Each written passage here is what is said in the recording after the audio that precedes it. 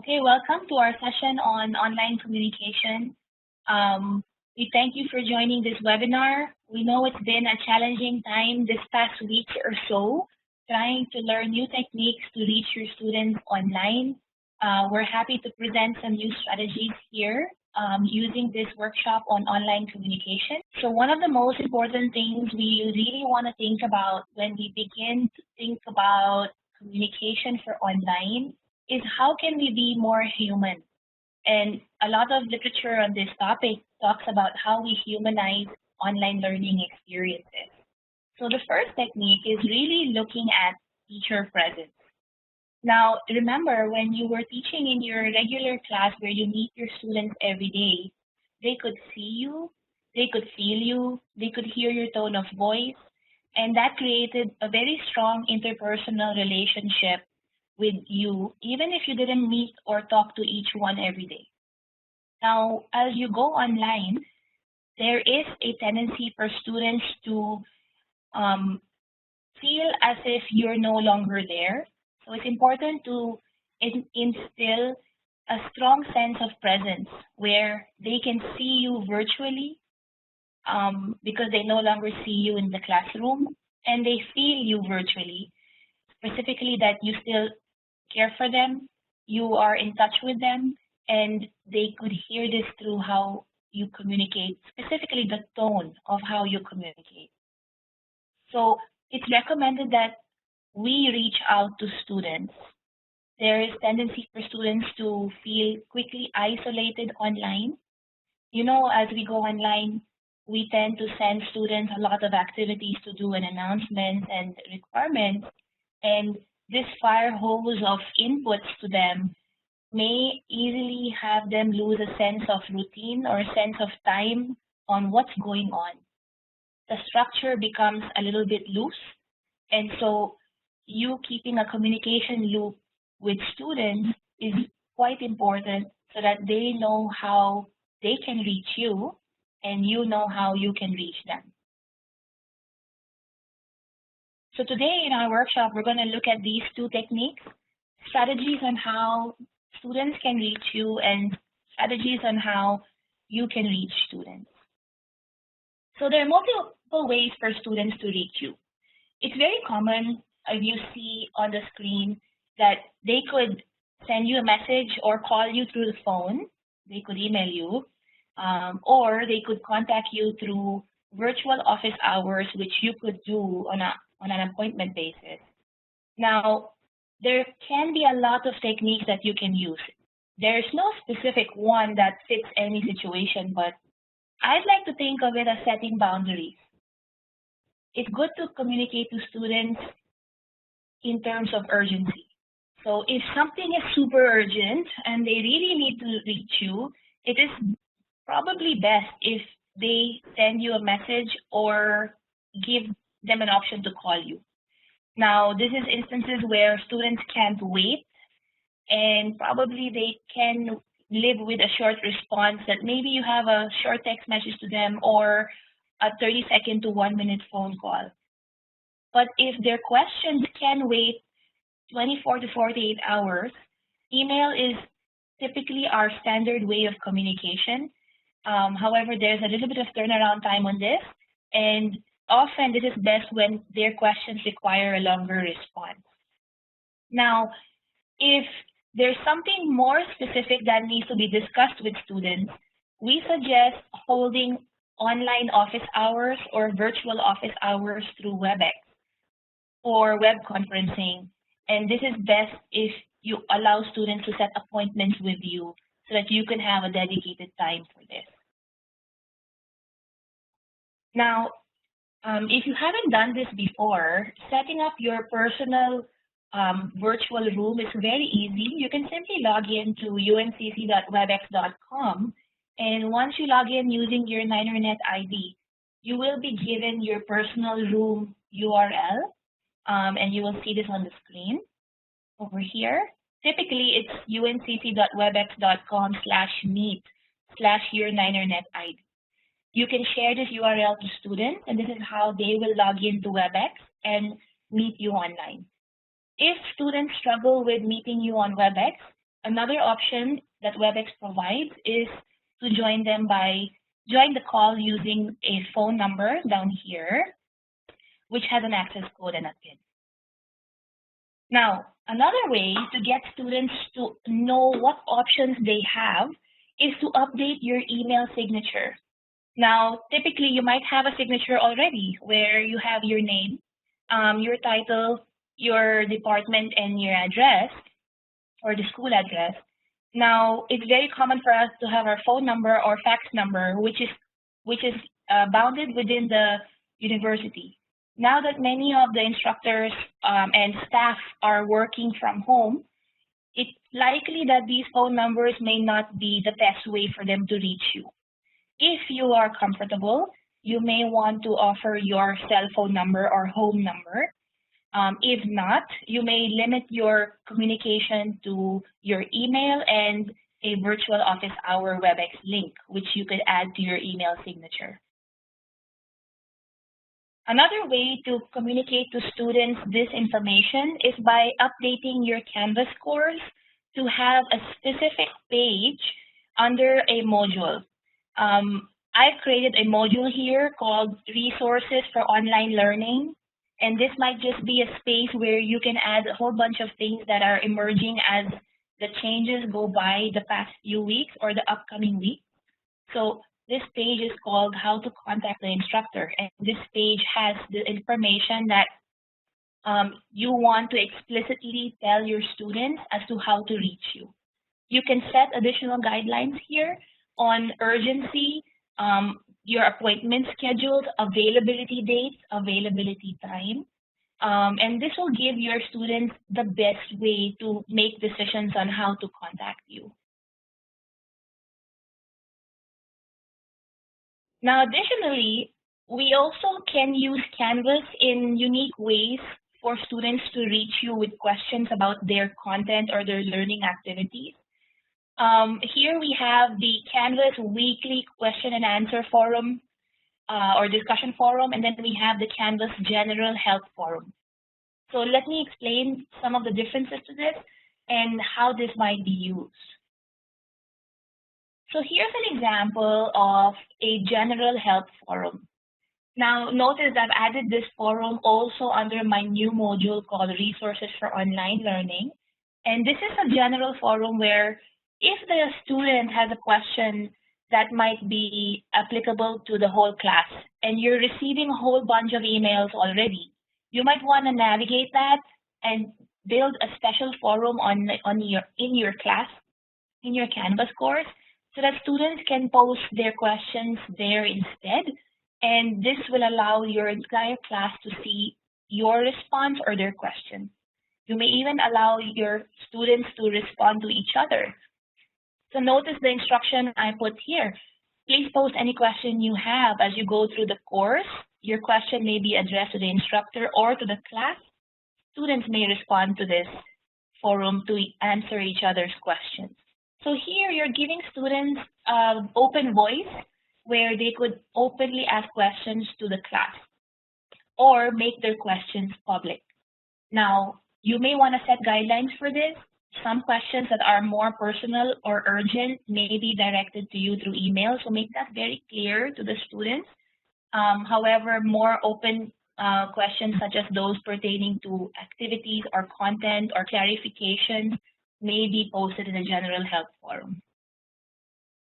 Now, another technique is now the weekly forum. This is different, where maybe there are some topics throughout your weeks where it's more technical or more challenging or require additional instructions. So it might be a good idea to open a Q&A forum just for that week. And that way, students can put questions pertaining to specific activities, and it doesn't flood your general forum with so many week-specific items. So far we've gone through different ways that your students can reach you. Now we're going to look at different ways that you can reach your students. Especially in this challenging time, communication is quite critical. It's not easy for students to have to shift to a new mode of learning using any alternate methods that you have used. it's also not easy for you to communicate with them using an alternate method. Also, recognizing that these are new unfolding times, it's good to instill a tone of empathy to students. When you communicate, when you write emails, when you send announcements, try to be um, sensitive to their situation and their realities, as well as you being sensitive to your situation and your realities. In other words, as I wrote on the slide, don't be a robot. No, try to instill some personalization in your messaging. Another way to really get a sense of your students is to learn about them. I've seen other faculty use techniques like creating a weekly survey or a reflection question just to ask students to tell you how they're doing, to gauge their level of challenge and personally and academically. And when you find out that students are having some challenges, offer help and keep this sense open to know when they need extra support. This is another way to instill presence to them that you care and you might be the person that they reach out to for help when they need it.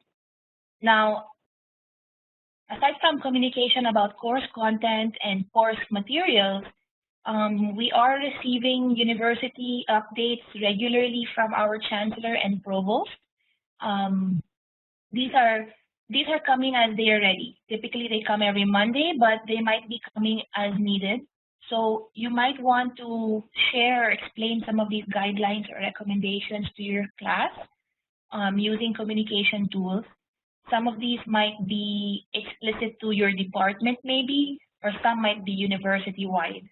And just help your students also recognize that these announcements have been made and this is what it means for them. I'd like to share this example that we are seeing online on social media pertaining to a modified syllabus. Actually, this was how to say trending last week on social media, Facebook pages, but today I think it was on March 20th, a few days ago, when it reached the Chronicle as an official article. So if you're interested to read this, it says nobody signed up for this. Dr. Brandon Bain from UNC Chapel Hill created a modified syllabus with 5 principles that are very much applicable to the current scenario that we're facing, and everybody is in this together. So he's making it very explicit to students through the formal syllabus that nobody signed up for this. That's number 1. The humane option is the best option. Number 2, we can't do the same thing online. So he's telling his students that we're not going to be doing the same things. Things are going to change. Objectives might change. Expectations might change. Assignments might change. But in this, even if things are changing, number 4, we'll foster intellectual nourishment, social connection, and personal accommodation. And number 5, we will remain flexible and adjust to the situation. And making this explicit to students, again, communicates to them your empathy and your willingness to be flexible in times of need, and also their willingness to be flexible with you as you also are changing things as you go. If you would like to get a soft copy of this or just view the actual document, you can just look up this article on Google and you will probably find the Chronicle link today. Other ways that you can reach your students would be to personalize, sending personalized emails. This is very applicable for small groups or individuals. It's recommended that you respond to emails between 24 to 48 hours.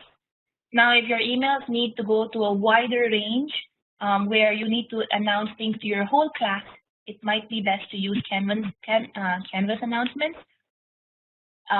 And this feature of Canvas will reach your students instantly through email. They will get your message through email. Or if you need to have longer discussions with students to reach them towards maybe a research project or maybe a final semester requirement or maybe some struggling students, then maybe a consultation through WebEx might be a good idea where you can schedule some time with a small group or with one person. it's recommended that you put in an announcement routine. It's it's very helpful in online classes that students hear from you regularly. This could be a set date and time in the week, like every Monday you send an announcement to the class using Canvas announcement. In this announcement, you might want to check in and say, hi, how's everyone doing? Recap or summarize the past week's activities so that the students know where they have been coming from. Of course, they forget to over time with a lot of things happening. Summarize the past week, but then remind students of upcoming activities and upcoming due dates. And this creates a loop where students can see the thread between previous activities and future activities. Now, it's in this announcements that you do where you can also announce those urgent university or department updates when needed, when necessary or available. Now, an additional way to reach your students that goes beyond general communication is very specific to gradebook alerts, where students who are struggling might need to have, might need to have a nudge as early as now. So Canvas has a feature in the gradebook where you could actually look at an assignment, and if some students are submitting things late or there's some incomplete work, you might want to message students specifically. Canvas has this feature called Message Students Who. So if you go to your gradebook, click on the three dots on that assignment column and click on Message Students Who, you can select the option of those that have not submitted a specific assignment. Those names would pop up, and Canvas would allow you to send a message directly to them. Now, this is quite important, especially that we are already past midterm, to trigger students to get moving on certain assignments that are pending. I know we are trying to be accommodating in this time. However, being accommodating also means making sure students know what they need to do and how they could pursue what they need to do, how they can submit, what else could they do, how else could they reach you. These are ways to reach students specifically. There are other options for the gradebook communication tool. Aside from having submitted, there are options like messaging students who have not been graded, messaging students who got low scores, less than a specific point value, or even, which I really love, messaging students that got a very high score in congratulating students on their success or praising students for their work well done. So this message feature of the gradebook may be used in both ways. Of course, I think the tendency is to think about helping students who are struggling, but don't forget to also recognize students who are persisting through this time to do really well on their work.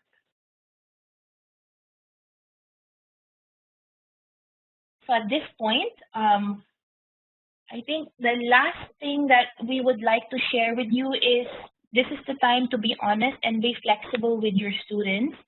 Again, going online is not easy, and we will make mistakes along the way. Students will also make mistakes, forget due dates, they might be late on certain assignments, they might not know where to submit, they might not know how to use Canvas. The same for you. You might also make mistakes, you might also not be ready on time. Either way, admit mistakes, respond to students even if you're running late with their response. If you haven't checked email or you're too busy checking to respond to a specific student, make sure you do eventually. Students are looking forward to hearing from you. If you have a TA working with you and the students have emailed the TA, remind your TAs with the same guidelines that they must respond even if there's a lot of things to work on. Make sure you can accommodate students who are late or need extra time. And ultimately, all of this we do to communicate to students and express empathy for them and with them, that we are all in this together, just like that professor from UNC Chapel Hill had said.